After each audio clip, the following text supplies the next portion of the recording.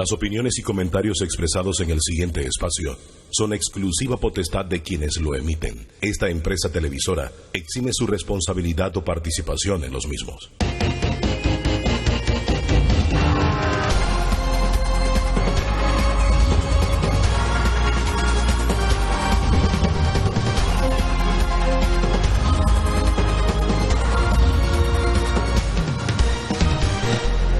Amigos, ¿qué tal? Muy buenas noches, bienvenidos. Esto es Debate Abierto. Señora Adames, buenas noches, bienvenido al programa. Buenas noches. Vamos a hablar hoy de educación. Con números, con números, con cifras, con estadísticas. Y tenemos un excelente panel esta noche para analizar este tema. Sobre todo, primero, qué se está enseñando. Segundo, para los trabajos que se necesitan, para los trabajos que el país reclama. Yo creo que esa combinación entre ese desempleo de nuestra juventud y lo que a la vez se ha invertido en educación, que son cifras interesantes y que aquí vamos a estar mostrando producto de un estudio que se hizo en ese sentido, señora Adames. Y yo creo que aquí lo tenemos porque la parte de la publicación, bueno, ha salido ya en varios medios, pero principalmente el análisis que hace y que aparece hoy, que aparece publicado en el diario La Prensa, es el que llama la atención específicamente cuando hablamos acerca de lo que se ha invertido, por ejemplo, en educación, y ahí lo tenemos. Son 15.000 millones de dólares en los últimos 10 años. Y es el análisis que se hace entre el año 2008 y el 2018. Son 18.658 estudiantes de tercer grado que no tienen conocimiento básico en español y matemáticas, según la prueba Crecer aplicada a 62.195 estudiantes en el país. Entonces, esos 15.000 millones de que han servido. El 50% de los alumnos que llegan a sexto grado no logran desarrollar sus competencias científicas específicamente. Imagínense también, y hay cifras interesantes, 27.427 fue el número de estudiantes de educación médica graduados en la promoción 2017.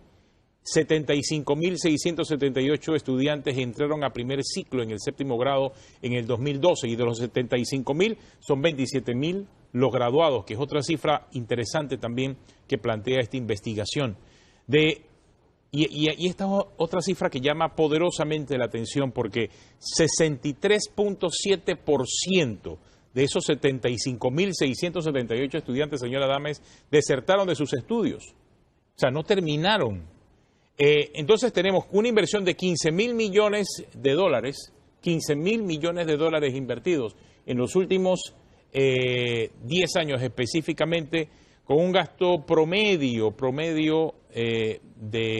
y aquí también tenemos la cifra, un gasto promedio importantísimo de los últimos 10 años, y la proporción de empleos obtenidos por jóvenes, y aquí tenemos también la información, la proporción de los empleos obtenidos por jóvenes de entre 15 y 29 años de edad por cada 10 plazas de trabajo es de una, es decir, uno de cada 10 trabajos los ocupa un joven entre 15 y 29 años. Realmente son cifras que cuando se cruzan también con los elementos de criminalidad, de la población penitenciaria, en ese segmento de jóvenes, llama poderosamente la atención. Es nuestra juventud la que se está viendo afectada. Pero paralelo a estos números, vemos por el otro lado, y ahí es la siguiente gráfica, cómo hemos crecido como país. Y aquí está claramente representado. Cuando vamos a ver, y estas cifras acabaron de ser publicadas, el Producto Interno Bruto per cápita de los últimos 30 años, Panamá ha pasado de la posición 10 en 1989 a la posición 1 en el 2019. O sea, hemos crecido económicamente, pero no hemos crecido en el empleo para nuestros jóvenes. Ese segmento de entre 15 y 29 años de edad que está llamado a transformar un país, no ha crecido. Entonces ese crecimiento no necesariamente ha beneficiado a los jóvenes. Es, en conclusión, el cruzar toda esta data y toda esta información, parecen muchos números, pero es la realidad que vemos en este país. Asomamos la nariz y eso es lo que estamos viendo, señora Adames. Buenas noches, amigos televidentes, buenas noches. Vamos a partir por un hecho. En Panamá está comprobado que más del 50% son jóvenes, lo cual nos lleva a pensar que no estamos tal vez valorando adecuadamente a una mayoría silenciosa a veces, en otras ocasiones son muy activos, son proactivos. Pero hay otro factor también que incide en toda esta gama de resultados negativos. Hay aquí un desperdicio absoluto, porque la realidad nuestra es que tenemos un gobierno rico, pero un pueblo pobre. Esa es la realidad de Panamá. Hay dos Panamá, hay dos países dentro de uno solo. Si vemos nosotros lo que ocurre en la capital de la República en ciertos segmentos de la población y en la forma de vida versus lo que ocurre aquí mismo en la capital de la República, al lado de barriadas que son de muy alto nivel por el lujo, hay también pobreza. Vamos aquí al corredor norte y van a ver las discrepancias que hay entre otras, pero yo creo que lo fundamental aquí que hay que ver es la deserción escolar. Y estos números son malvados, lo que estamos viendo nosotros, que se han invertido 15.500 millones de dólares por parte del Estado en educación, que estemos en esta situación tan precaria en nuestra educación, porque la verdad es que las falencias se saben, matemática y español.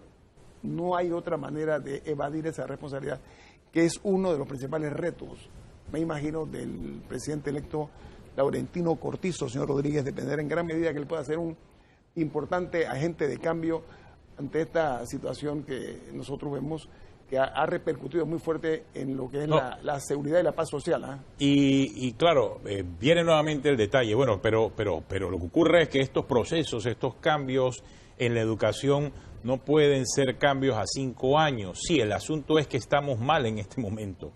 Y por lo menos hay que comenzar a revertir esta tendencia. Nos acompaña esta noche René Quevedo, que específicamente analiza esta data y creo que es muy importante, pero para complementar la mesa hemos invitado a un grupo de jóvenes unidos por la educación. Nos acompaña Junior Dixon Castillo, gracias Junior, nos acompaña Sofía Paricio y nos acompaña Joel Batista. Ayudinga. Multiuso. ¿Pero por qué ellos? Porque ellos también han estado preocupados por este asunto, no ahora, hace muchos años. Desde que están mucho más jovencitos, son jóvenes, pero desde más jovencitos los hemos visto pasar en los últimos años por este programa, y yo creo que estas cifras, René, definitivamente que son impactantes, y creo que me puedes profundizar un poco más en este hallazgo que has presentado ya en los diferentes medios, ¿no? Sí, buenas noches, gracias por la invitación. Sí, yo creo que como contexto, creo que tenemos que analizar la inversión educativa como plataforma o catalizador para la inclusión productiva de jóvenes. En estos 10 años se ha invertido en 15.500 millones de dólares. Sin embargo, hace 10 años los jóvenes obtenían 1 de cada 4 nuevos empleos. Desde el 2009 para acá obtienen 1 de cada 10. Antes se graduaban 1 de cada 2 jóvenes que empezaba su primer ciclo. Hoy se gradúa 1 de cada 3. O sea que exacto, todavía ese contexto me agrava la situación, porque pensé que era que se había comenzado a medir en el 2009, pero antes de eso tienes más información. No? Sí, o sea, antes estábamos mejor. Después de los supuestos cambios y la inversión que se ha hecho, pues entonces hemos involucionado. Sí, esto se está midiendo cada dos veces por año desde el año 2004. ¿Okay? Pero yo creo que aquí es importante también, porque esto plantea una situación del necesario alineamiento que tiene que haber entre la educación y el sector productivo. Entre el 2009 y el 2012, el número de estudiantes que comenzó primer ciclo aumentó en 182%, ¿okay? O sea, hubo una cantidad importante de jóvenes que ingresaron a educación premedia. Pero ¿qué ocurrió? Aumentó la deserción escolar, de hecho aumentó el número de desertores en 50%, ¿verdad?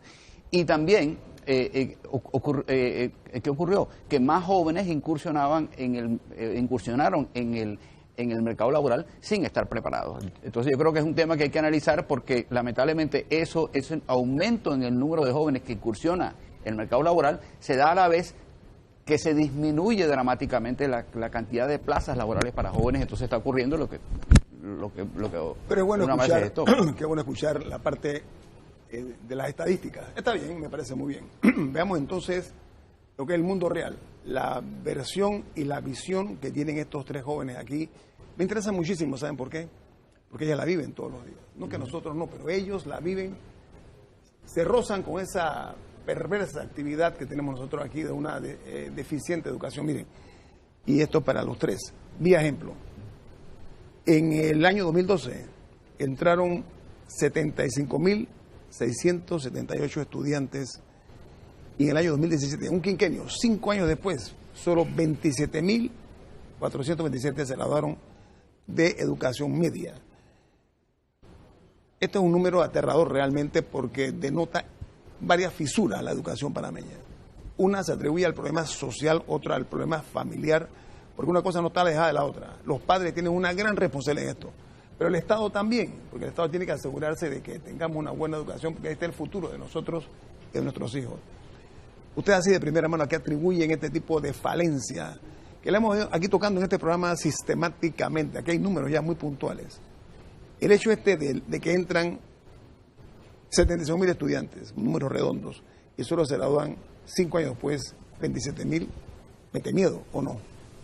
Sí, por supuesto. En lo personal yo considero que también donde es la familia, el gobierno y la metodología de la educación que se está viviendo ya actualmente en los colegios públicos del país ha fallado, y eso lo saben, ya se sabe. Pero inviértame en la metodología. ¿Dónde encuentra usted la falencia específicamente? Principalmente en la forma de cómo los docentes educan actualmente. No se le puede decir que hay una formación continua a los docentes. Vemos docentes que están formando estudiantes del siglo XXI para el siglo XX, entonces ahí está el problema. Principalmente no nos entienden, no saben cómo nosotros queremos aprender, no usan las tecnologías. Eso se está viendo en los colegios principalmente.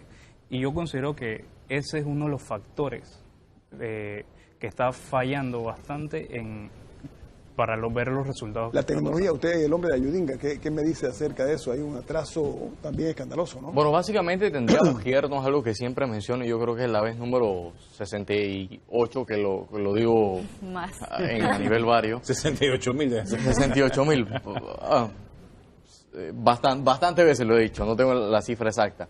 Pero la realidad es que si nos ponemos a ver todo este tema del sistema educativo como tal, de dónde surge, dónde nace, con todo, al final el sistema educativo nace en el contexto de la revolución industrial como una respuesta al mercado de la época, al paso de lo artesanal a lo mecánico. Entonces, si nos ponemos a ver las escuelas como tal, se genera lo que es la teoría de control clásica, que tú tienes una entrada, que en este caso un input a un sistema en específico, que para el efecto de las escuelas somos nosotros los seres humanos, los niños que entran a la escuela en maternal, en pre-kinder o en kinder. Ellos entran y una vez entran al sistema, el sistema como está estandarizado, está diseñado, está preestablecido, está como diseñado bajo el contexto de una fábrica, bajo un molde como tal, no admite que hayan personas que se desvíen de la media, no admite que haya personas que sean diferentes a lo que el sistema haya estandarizado y ha moldado a lo largo del tiempo. Entonces, muchas de esas personas, lamentablemente, cuando vemos el caso y cruzamos con el tema de la deserción escolar, por ejemplo, como el sistema educativo solamente evalúa una de las múltiples inteligencias que ya sabemos que hoy en día existen, que en este caso es la lógico-matemática, ¿qué pasa con la inteligencia espacial, la inteligencia musical, la inteligencia artística, la robótica? Bueno, esa se puede considerar dentro de la inteligencia lógico-matemática por los procesos lógicos que se llevan, ¿no? Para poder llevar a cabo un tema de robótica como tal. Pero el tema es, nos hemos enfocado mucho en la salida del sistema. En un sistema de control tú tienes básicamente la entrada, tú tienes el proceso, como también se le conoce como planta, en matemáticas se le conoce como función de transferencia. Entonces, dentro de eso es que nos hemos enfocado únicamente. Pero no nos hemos enfocado en qué pasa dentro de eso, sino solamente nos hemos enfocado en la salida, en qué está egresando. Entonces, la realidad que nosotros tenemos con el sistema educativo es que este mismo enfoque yo lo puedo extrapolar desde el siglo XIX, cuando se generó las primeras aulas, las primeras escuelas, como las conocemos hoy en día. Prácticamente no ha cambiado nada, solamente que hoy en día tenemos wifi en algunos salones, tenemos sillas más bonitas y en vez de tablero de tiza, en algunos casos usamos tableros blancos y proyectores y HDMI, cosas y tecnología básica como tal. Pero este enfoque de solamente, valga la redundancia, irnos a la parte del proceso, irnos a la parte de la salida, de qué es lo que está egresando del sistema, ya no funciona. Y les explico simple y rápidamente por qué no funciona. Porque el sistema educativo ya no responde a las necesidades actuales del mercado. Eso es una realidad. Si nosotros vivimos una economía de mercado, como lo es el caso de Panamá y como es el caso de gran parte del mundo, el sistema educativo debe responder a esas necesidades del mercado. Si el mercado está requiriendo, como en su momento fue concebido inicialmente, si el mercado está requiriendo una determinada formación de personas para que cumplan, por ejemplo, el caso del agua, que nosotros tenemos ahora en Panamá un serio problema con el agua, con la cuenca hidrográfica del canal. El país está requiriendo profesionales formados en estas áreas y la pregunta es cómo el sistema educativo está respondiendo a esa necesidad que tiene el mercado para mí en este preciso momento.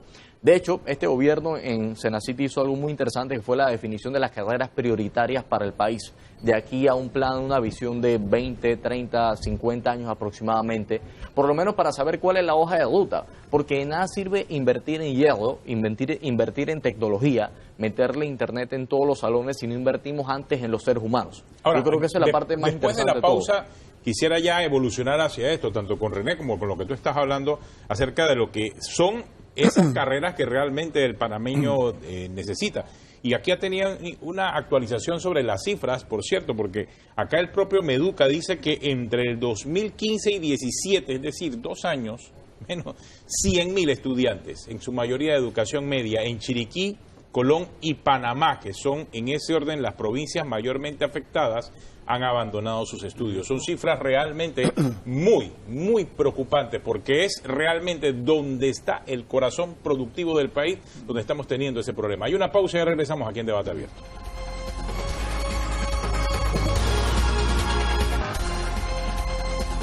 Continuamos aquí en Debate Abierto, hoy revisando cifras y estadísticas y realidades acerca del joven que está desertando y el joven que no tiene trabajo. Mire esta otra información que tengo acá de la Contraloría General de la República.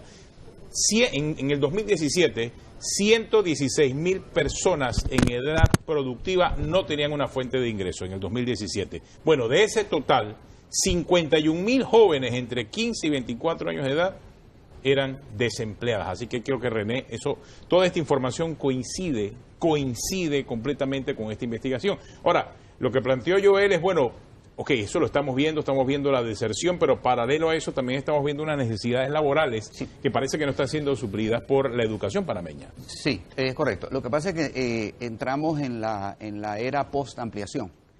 Entre el 2004 y el 2014 se llevaron a cabo proyectos de infraestructura, empezando por la ampliación del canal.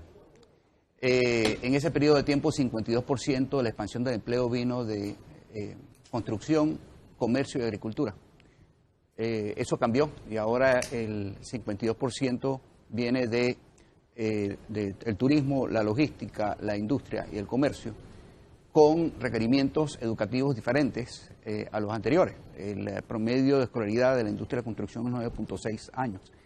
Pero lo más importante, el cambio más grande que ha habido en el ámbito laboral ha sido la contracción del empleo asalariado y el aumento en el emprendimiento. De hecho, hoy 4 de cada 5 nuevos empleos vienen de nuevos independientes y nuevos patronos. Es una tendencia que va a continuar. ¿Okay? A corto plazo, las grandes áreas de empleo van a estar en el encadenamiento productivo alrededor de los sectores motores de la economía, logística, industria, comercio, agricultura, ¿okay? Y esos son estudios que han sido presentados. Eso está ocurriendo ya. Les comento como dato, en los últimos 4 años, el sector de información y comunicaciones aumentó el número de trabajadores en 95%. En esta época de contracción, todo lo que tiene que ver con tecnología y comunicación aumentó su fuerza laboral, duplicó su fuerza laboral. Algo similar a lo que ocurrió con la construcción en la era de la infraestructura, en esa década del 2004-2010. Solo que la construcción lo hizo en 10 años, ellos lo hicieron en 4. Sí, pero ya conocemos el diagnóstico, ¿sí? ¿Estamos claros en eso? Ok. Diagnóstico certero. Hay verdaderamente un rezago en la educación panameña. ¿Hasta ahí estamos claros? Bien, ahora, no hablemos del problema que ya debe ser visto un hecho cumplido. ¿Cuál puede ser o cuáles pueden ser las pero es que hay un problema allí, señora Damas. Y por eso estamos haciendo el programa. Y lo estábamos comentando la semana pasada cuando se hizo el lanzamiento de la fundación, de una fundación que tenía como objetivo principalmente llevar solución a estos jóvenes, que yo no sé si este tema de la deserción escolar, este tema de la falta, porque es que se juntan dos cosas. Una es la alta deserción escolar, por lo que plantearon muy bien los jóvenes unidos por la educación. Y por otro lado, bueno, la falta de empleos para esos jóvenes, o por lo menos la falta de poder satisfacer la necesidad de empleos para estos jóvenes. La semana pasada la Fundación Hazme Brillar hablaba de lo mismo. Por un lado, la deserción, y por otro lado, la capacitación. Y yo no sé si realmente ese es un tema que ahora mismo está en la cabeza de los que están tomando decisiones en materia educativa. No sé, yo quiero escuchar por eso. Mi pregunta es para la dama. Okay. Se sabe ya que más del 60%, ¿sí? Es un número aberrante. Se ha dicho con los millones, miles de millones de dólares que se han invertido. De su perspectiva como joven, repito, ya el diagnóstico está muy bien fundamentado. ¿Dónde puede estar la cura? O comenzar, al revés, vamos a comenzar la cura de este mal del siglo XXI. Ok, primero que nada, este problema de la deserción, cada punto o cada fenómeno que estamos viendo relacionado al campo laboral y al sistema educativo están interlazados. Tenemos primero estos jóvenes que desertan del colegio por una serie de razones. Estas series de razones están interconectadas una con la otra, ya sea porque el sistema les ha fallado, ya sea por problemas personales, que estos se derivan en familiares, económicos, etc. Lo que sucede es que no ha existido algún tipo de interés o simplemente se ha impuesto la necesidad de encontrar las razones por las cuales todas estas cosas que se han diagnosticado están sucediendo. ¿Pero la falta de interés por parte de quién, señorita? Yo honestamente pienso por parte del MEDUCA porque nosotros venimos de participar de un laboratorio internacional de incidencia ciudadana. Este laboratorio fueron alrededor de 8 meses de preparación y nosotros pudimos realizar proyectos que apelaban a aquellas cosas que no se resolvían con políticas públicas educativas. Por ejemplo, dígame una nada más. Por ejemplo, mi proyecto se realizó en el colegio Félix Olivares Contreras, en Chiriquí, y David, mi proyecto intentaba solucionar la deserción escolar en ese colegio. Y nosotros tuvimos un resultado de 60% de recuperación por parte de los estudiantes, porque identificamos que sus problemas en temas de estudio eran con metodología. Ellos no sabían hacer mapas conceptuales, resolver cuestionarios. Y entonces, nosotros al principio considerábamos y estábamos mentalizados a que íbamos a enseñarles matemáticas o ciencias a estos estudiantes. ¿Pero era un problema identificado en esa escuela? No, o sea, ¿a alguien le importaba esa deserción? Exactamente. Diagnóstico, nosotros fuimos cura. los que encontramos eso. Y si un grupo de 3 estudiantes de alrededor, porque yo tengo 18 años, en ese momento todos teníamos la misma edad, pudo acercarse a un colegio, presentar el interés de saber qué era lo que en verdad estaba pasando y ayudar a resolver el problema, una institución como el MEDUCA, que tiene todos los fondos y tiene toda la capacidad para hacerlo, puede hacerlo a nivel nacional. Pero no ha existido ese interés, o tal vez no se ha dado la importancia que esto tiene en encontrar la raíz del problema. A ver, no culminan los estudios premedia un número importante. Ya se sabe, repito, que los jóvenes son mayoría. El número de personas que son menores de 30 años son un 60 y tanto %, René, ¿no? Usted como hombre que raya en lo científico, usted es muy dado a este tipo como Ayudinga. ¿Cuál puede ser un aporte para ayudar en este nuevo gobierno al Ministerio de Educación a redimensionar primero el problema y a verlo con mayor seriedad y también a buscar la forma más efectiva posible? Porque esto no se resuelve en un año, ni en 5 años de un gobierno, porque es un problema de Estado. ¿Qué cosas hay que rescatar de esta administración y que debe tomar en cuenta el actual o la nueva para darle un seguimiento a eso? Yo creo que siguiendo un poco la línea comunicacional del gobierno, yo solamente espero del buen gobierno que haga lo siguiente, que haga las cosas, punto. Yo creo que esperar más que eso ya es, como diríamos en buen panameño, tirar escopetazos al aire y no tiene ningún tipo de sentido.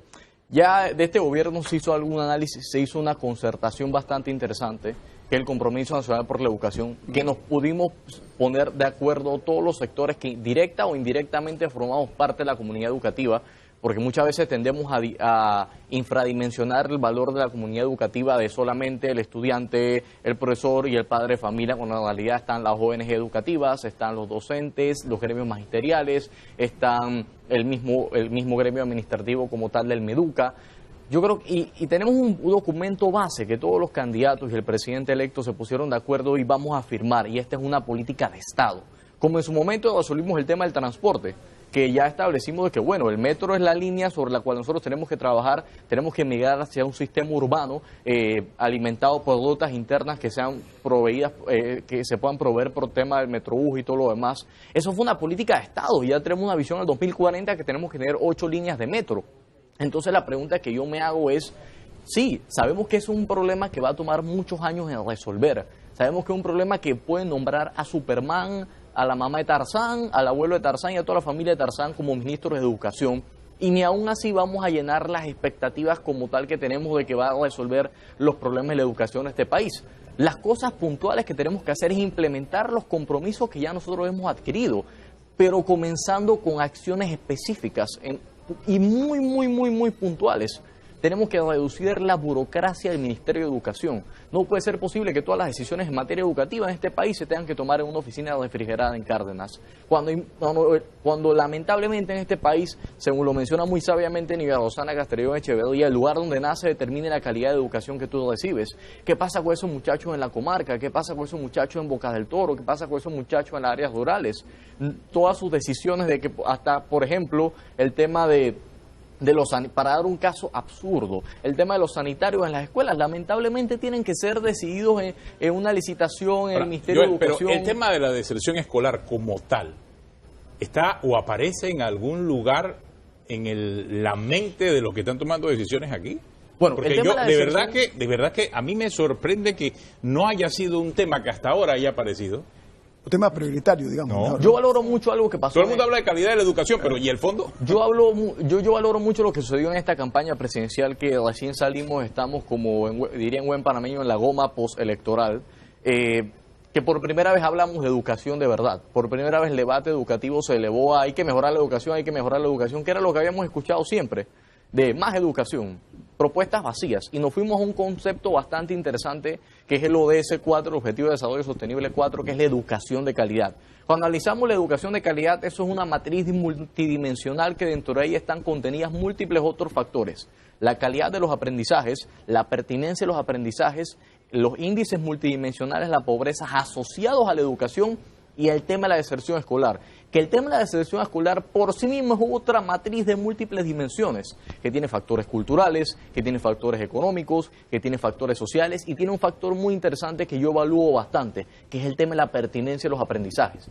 Cada vez que yo voy a un aula de clases, cada vez que yo voy a la universidad, ahorita yo estoy grabando este programa y bueno, yo sé que está saliendo en la noche, y acabo de decir algo que no debía haber dicho, pero supongamos que en este momento estoy en clases en la universidad y estoy faltando clases, saludo a mi profesor, por supuesto.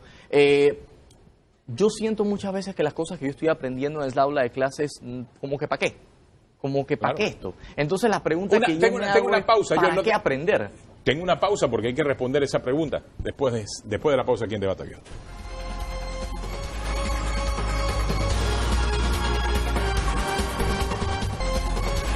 Continuamos aquí en Debate Abierto hablando acerca de las realidades de nuestra educación. No solamente el producto que está saliendo al mercado laboral, que ya vimos que está muy poco, está verdaderamente infravalorado en función de las necesidades del mercado laboral, sino también de la deserción. Y aquí tenía otra cifra, y es la cifra de los ninis, los llamados ninis, aquellos que ni estudian ni trabajan.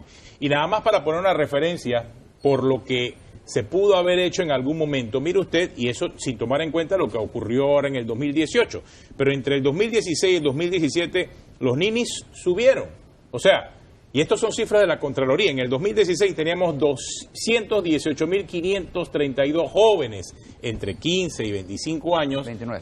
Y en 29, entre 15 y 29, ¿cierto?, que ni estudiaban ni trabajaban. En el 2017 aumentó a 242.621. Y me dice aquí René que bueno, es que en el 2018 bajó un poquito la cifra, pero, diga cuál es la cifra. 238.000. Sigue siendo mayor que en el 2016. Uno de cada 4 jóvenes. Muy poco se ha hecho, muy poco esfuerzo se ha hecho para atraer a estos jóvenes, que como dice Joel, que como dice Sofía, realmente no les interesa para nada, ni educarse ni trabajar. ¿Cómo esto pega con todo lo que se está diciendo, René? Sí, yo creo que aquí se está hablando de que, como decíamos hace un momento, ¿no? ¿Estudiar para qué? ¿Okay? Panamá es el país latinoamericano con la mayor proporción de adolescentes que ve la educación como una pérdida de tiempo. que eso está en el estudio del Banco Mundial del 2012. ¿Cuál es la cifra? Y disculpa la pregunta. La cifra, en el estudio que hizo el Banco Mundial sobre empleo en Panamá, citaba que Panamá es el país latinoamericano con la mayor proporción de adolescentes que ve la educación como una pérdida de tiempo. Volviendo al tema Eso es grave. Sí. ¿Estudiar para qué? ¿Okay? La pregunta, porque yo creo que está bastante claro, digamos, las cifras, y podemos aquí pasar a hacer 20 programas de lo mismo. ¿Okay? ¿Qué hacer? Yo creo que el tema está en lo siguiente. El problema de nuestra educación es que nos enseña de todo menos cómo ganarnos la vida. ¿Okay? Y eso es un tema que tenemos que encarar. Si fíjense ustedes, otra estadística también interesante. Lamentablemente yo soy ingeniero y para mí lo que, como digo mil veces, lo que no se mide no existe. En esa década de 2008-2018 entraron al mercado laboral 176.000 profesionales universitarios, ¿okay? Un aumento del 54%. Sin embargo, la escolaridad promedio de nuestra fuerza laboral solamente aumentó 6 meses. ¿Qué quiere decir esto? Que la mayoría de la gente que está entrando a la fuerza laboral tiene 12 o menos años de escolaridad. O sea que el problema que esto está ocurriendo, lo estamos viendo como un problema, digamos, puntual, pero miremos esto a largo plazo en función de lo que está ocurriendo a nivel mundial con el futuro del trabajo. ¿Okay? Lo que ocurre con estos jóvenes con debilidades educativas es que son condenados a trabajos manuales repetitivos, ¿okay? Fácilmente automatizables. En los próximos 11 años se van a automatizar 800 millones Por eso, de empleos. ¿qué futuro le espera a esos jóvenes entre 15 y 29 años, a esos 238.000 jóvenes entre 15 y 29, que ni estudiaron, ni que no estudian, que no trabajan, que no se han actualizado evidentemente? O sea, pero voy ¿hacia más, dónde van, no? a ver, me conformo con advertirle a la audiencia que este número que voy a dar es producto de su investigación. Solo un 10% de los jóvenes menores de 30 años, recuerden que son mayoría porcentual, solamente un 10% logra un espacio laboral. Mire el término que estoy usando. Eso, a mi juicio, es terrible, ¿no? Terrible. Sí. ¿Qué hacemos, pues? Yo no quiero hablar tanto a 20 años. Debemos comenzar por el principio, como se dice, ¿no? ¿Qué hacemos ya con estos números? ¿Qué se puede hacer de acuerdo a sus investigaciones? Sí, obviamente tenemos que conectar. No, y encima si no estudian, todavía menos oportunidad laboral van a tener, ¿no? Exacto. Es una figura, los ninis, en inglés tiene otro término que tiene que ver también con la capacidad laboral. Pero ¿sabe qué? Es una realidad en el mundo, los ninis. No es nada más en Panamá, eso no me hace que me conforme, pero en ese tema estamos... Sí, tenemos que ver qué hacemos con los nuestros. Claro, es correcto, así es. Pero es una triste realidad, ¿no? Yo creo que sí, y esto es un tema que obviamente me dedico mucho al tema. El 10%. Tenemos que buscar elevar la inclusión productiva de jóvenes. ¿Okay? Y obviamente si la enorme mayoría de los nuevos empleos están siendo generados por emprendimientos, obviamente tenemos que buscar la inclusión productiva de los jóvenes en emprendimientos, que es la modalidad favorita de los millennials. Entonces yo creo que es un tema fundamental. El problema que tenemos, y volvemos a la educación, es que la educación nos enseña a buscar un empleo, ¿okay? No a buscar oportunidades de mercado. Y yo creo que es ahí donde estamos teniendo la dificultad. Sin embargo, el número de emprendedores, particularmente jóvenes, está creciendo sin haber hecho mayor cosa. Entonces yo creo que es un tema importante. ¿Cómo reducimos el tiempo entre el salón de clase, ¿okay? y la generación de ingresos? Fundamental, independientemente de todo lo demás. Yo creo que ese es el tema que ya a muy corto plazo se tiene que encarar. Hay temas como la formación técnica de rápida inserción laboral, emprendimiento, en lo que sea. ¿Okay? Esos van a ser la fuente, van a ser los mecanismos a través de... Ya de hecho tenemos un desencanto de los jóvenes con la educación, muchos de ellos, ¿okay? Y la idea es que estos jóvenes tienen que comer, independientemente de que estén preparados o no. Estos jóvenes que están desertando, que están 12, 13 mil por año, ¿okay? Tienen que, de alguna manera, buscar una manera de ganarse carreras técnicas. Vamos a hablar de carreras técnicas. Aquí hay una tendencia evidente que las carreras técnicas han ido decayendo, han ido mermando en el paso del tiempo, en los últimos años.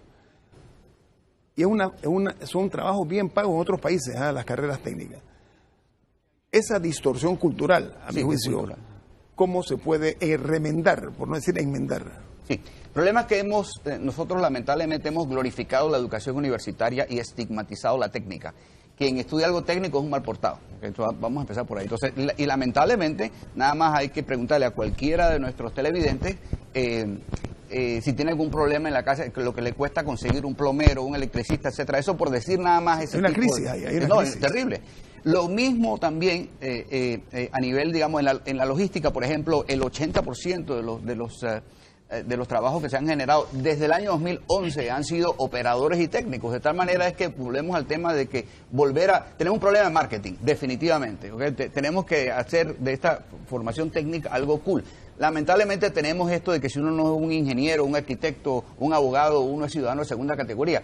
Y lamentablemente es algo que tenemos que encarar de manera muy rápida y que los jóvenes... La oferta existe. ¿Okay? Pero ¿cómo se estimula? ¿Cómo se estimula que presten más atención los jóvenes a las carreras técnicas? Esa es la pregunta. Yo creo que es un tema que hay que preguntarle a los jóvenes, ¿no? Don Junior, dígame usted. Yo considero de que se está discriminando. Eso se sabe que las carreras técnicas se discriminan aquí en Panamá. Y eso es un problema muy grande. Y yo que estoy estudiando en universidades... Tecnológica, está usted, en la tecnológica. ¿no? Atención. Las carreras técnicas, a un estudiante de carrera técnica lo ven como algo... Inferior, totalmente.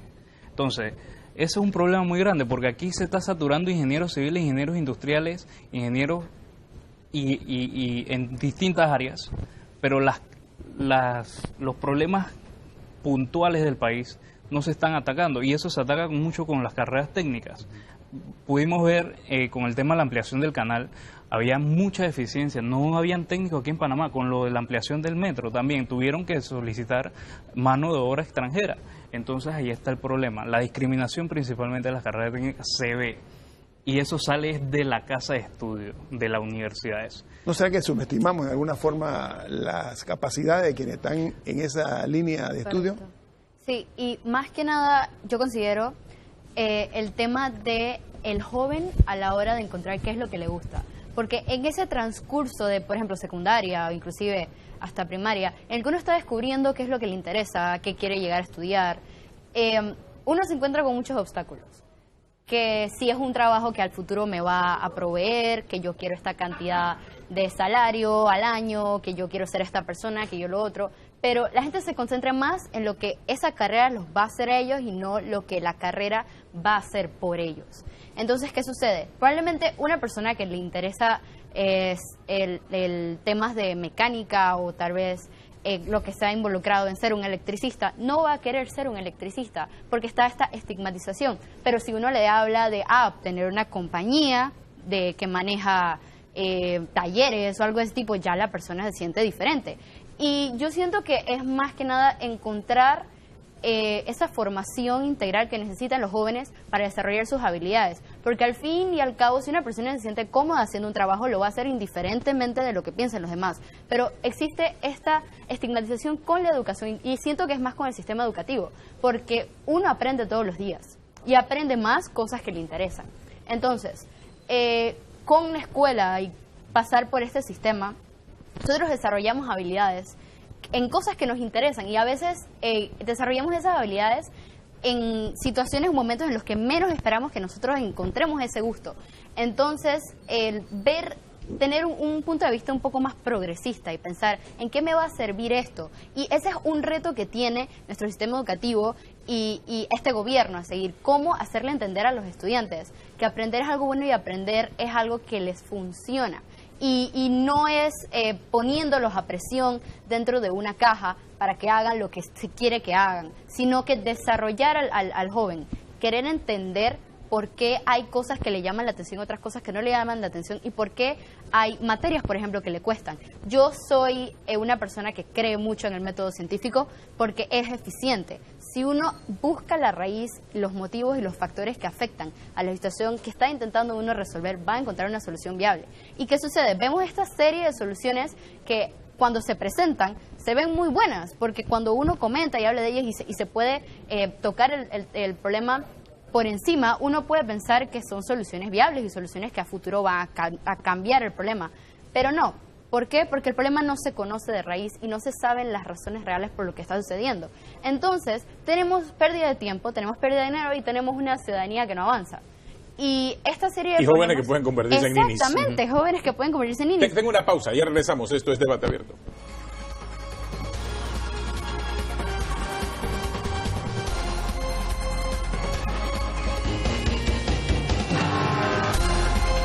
Estamos acá en Debate Abierto hablando acerca de la educación y el enfoque de esa educación como resultado de lo que tenemos hoy con nuestra juventud, señora Adames. Ok, vamos a hablar con crudeza. Hay pruebas irrefutables que desenmascaran muchas cosas o que dejan entrever las falencias. Y todo comienza en la casa, después en la escuela primaria, la secundaria, etcétera. Es una cadena de eventos. ¿No saben qué? Yo veo una cosa simple, ¿eh? La forma como alguna gente redacta o escribe, con los errores u horrores gramaticales que yo observo. ¿Saben dónde se desnuda? No desnuda, ¿dónde se devela esta realidad? En los twitters. Cuando yo veo el tweet, yo veo una serie de errores que son propios de un niño de tercer grado, y son personas que son ingenieros, abogados, etcétera. Me sorprendo. Ha hecho sin la H, o sea, no, yo estoy hablando en serio, y lo saben que lo estoy diciendo. Entonces, ¿cómo hacemos si desde el inicio hay una falencia, hay una crisis? Porque eso significa que los maestros en primaria no le enseñan a escribir correctamente, eso no es de universidad, pero se refleja cuando estás en la universidad. Señor Bien, vuelvo y repito que la metodología y la formación continua del docente es la esencia. Comienza por el docente, que es el que enseña. Exacto, esa es la esencia de la educación. Si el docente no se forma continuamente, no se actualiza bien, ¿no? En temas de su área, difícilmente el estudiante va a poder seguir una educación buena. Entonces ahí se está viendo el problema principal es la formación docente. Eso hay que reestructurarlo en el país. Yo estuve estuve comentando con varios docentes de colegios públicos y me decían, aquí para ser directivo de un colegio, lo principal es la experiencia, pero está bien, tú tienes 30 años de ser docente, pero tú no te has actualizado. ¿Cómo tú vas a dirigir ese colegio si tú todavía tienes la noción de una licenciatura en historia, español, lo que sea, pero tú no tomaste formación ni un diplomado en temas de administración de empresa, en cómo las habilidades blandas, en esos temas no se están formando los docentes? De hecho, esa es una realidad. Que un maestro o un profesor haya sido bueno no implica que va a ser un buen director de escuela. Por supuesto. No, y si fue bueno en una época no significa que sea bueno en otra época. Joel, usted hablaba acerca de eso, y de lo que no se enseña y de las necesidades de los trabajos que realmente se necesitan para los jóvenes, ¿no? Sí, la realidad lo que nosotros tenemos hoy en día, como les mencioné, como siempre lo menciono cada vez que paso por acá, es que el sistema educativo no responde o no es fácilmente maleable y adaptable a un mundo en constante cambio. Que nosotros estamos aquí grabando este programa que dura 1 hora aproximadamente y probablemente tenemos los celulares en modo avión todo el mundo, y cuando haya pasado esa hora de grabar el programa y desactivemos el modo avión de nuestros celulares, el mundo cambió por completo. Y esa es la realidad del mundo en el que nosotros estamos viviendo hoy en día. La pregunta es cómo el sistema educativo se está adaptando a esas realidades, se está adaptando a un constante cambio.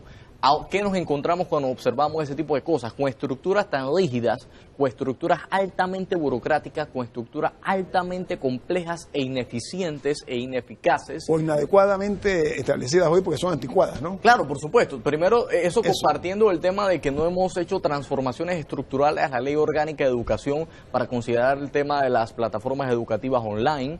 No es por hacer bombo ni platillo del trabajo que uno hace, porque en muchas otras partes del mundo ya se han considerado este tipo de cosas como parte del sistema educativo, como parte de un apoyo al docente, como parte de un apoyo al estudiante. Por cierto, vamos a profundizar esta misma semana con Ayudinga para hacer un programa y que eso se muestre mucho más. Es cierto lo que usted dice, ¿es verdad? Claro, y entonces la realidad la realidad y la frustración con la que nosotros observamos es que pasa gobierno, y hemos estado prácticamente todos los años de la vida republicana en nuestro país. Porque esto no es un problema que vamos a decir que viene de la era democrática post-invasión. Esto es un problema que viene de hace mucho tiempo atrás. Y ha pasado por diferentes fases. Eso sí, históricamente podemos decir que ha pasado el problema educativo por diferentes fases. Pero las fases en las que nosotros estamos viviendo hoy en día, que somos uno de los países más desiguales del mundo, que tenemos plata, principalmente. El principal problema de los países es que muchas veces no tienen plata para poder hacer las inversiones y no tanto irnos a la parte de dar plata solamente, porque hay una máxima básica que me encanta decir, que el cemento no educa y la plata se acaba. De nada me sirve tener la mejor escuela, bien construida, bien bonita, si adentro no tengo a los mejores estudiantes formados y buenos profesores y maestros también, y a los buenos profesores y maestros. Entonces, ¿qué pasa? Tenemos un gobierno que está entrando ahorita y a un gobierno que está saliendo. El gobierno que está saliendo sentó las bases. Es algo que tenemos que reconocérselos públicamente al presidente Varela y a la ministra Marcela de Paredes, creo que es el apellido.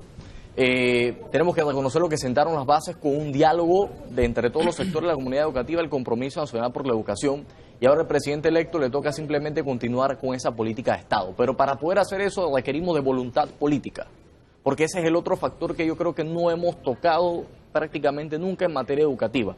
Para hacer las transformaciones y para hacer los cambios que se necesiten hay que romper estructuras, hay que tocar ciertas llagas, hay que tocar muchas heridas que van a causar convulsiones, que van a causar problemas. La política en la educación, la mano peluda de la política en la educación. Lamentablemente está metida. Lamentablemente está metida en todos lados, la podemos observar y podemos observar cómo grupos económicos de poder, también podemos observar cómo grupos políticos de interés se están entrometiendo en el sistema educativo y la realidad es que la educación no puede responder a la política. La educación tiene que estar totalmente abstraída a la política, pero para poder hacer esos cambios, para poder hacer esas transformaciones que van a trascender, que van a comenzar y el comienzo va a ser el más tortuoso, porque esto es como que un auto manual se queda parado, para hacerle una analogía. Lo más duro es que el auto encienda con 3, 4 personas atrás, dándole ahí, empujándolo y lo tiran bajo la loma o lo tiran en la carretera plana y ahí dándole, y una vez ya el auto anda, él sigue, la transformación continúa. Pero lo tormentoso es el proceso inicial. Pero el fallo mecánico continúa. O sea, claro, el fallo mecánico continúa, pero eso lo vamos arreglando sobre la marcha. Claro. Eso lo vamos arreglando sobre la marcha. Pero si no se da ese empujoncito inicial, y ese empujoncito inicial requiere la voluntad política no solamente del gobierno electo, porque esto ya no es solamente un tema de gobierno, yo lo veo en función de Estado. Y el Estado, por definición, somos todos. Tenemos que involucrarnos. Se nos acaba el tiempo, René, ya para cerrar, como tu conclusión de lo que ha sido esta investigación, los resultados. Y mira, y quedó la pregunta en el aire, si realmente alguien estará prestando atención a estos números, porque hablamos mucho de calidad de la educación, hablamos de una cantidad de temas, pero como bien han planteado los jóvenes, estos temas creo que no están sobre la mesa. Sí, yo creo que todo forma parte de un proceso de aprendizaje. Yo no creo que esto sea... El problema es que tendemos a verlo muchas veces como ver el tema político en tema de partido, y yo creo que esto no es calle arriba y calle abajo, yo creo que es un proceso de aprendizaje. Ahora bien, el que no sabe es como el que no ve, y no hay nada más peligroso que un ignorante con iniciativa. Yo creo que en el momento que establezcamos una línea base, hagamos el análisis del por qué. Por ejemplo, el tema de la deserción escolar regreso al tema central, creo que es un tema que amerita un análisis específico para plantear soluciones concretas. Y no solamente plantear soluciones concretas, medir que esa solución resuelve el problema. El problema es que nosotros no medimos, nuestro problema es un problema de seguimiento. Entonces yo creo que a futuro, creo que en la medida en que nosotros visibilicemos esto, lo pongamos sobre la mesa y estemos permanentemente encima de esto, yo creo que esto nos llevará a acciones específicas. Yo quiero también que no nos olvidemos del tema de las carreras técnicas y el poco atractivo que tiene para los jóvenes, no solamente para los jóvenes, sino para los padres. Yo creo que es un tema que tenemos que analizar. Influyen. Y creo que es un tema que vamos evolucionando. Insisto, no hay soluciones mágicas, a veces tenemos expectativas mesiánicas con respecto a esto. Esto es un problema estructural, pero que tenemos que decir, bueno, vamos a agarrar pequeños planes pilotos y poder analizar y poder medir, tomar las acciones que haya que tomar y medir la efectividad. Solamente a través de ese proceso es que iremos resolviendo el problema, ¿no?, que tenemos. Y lo que no se mide no existe. Así es. Así de fácil. Así es. Exactamente.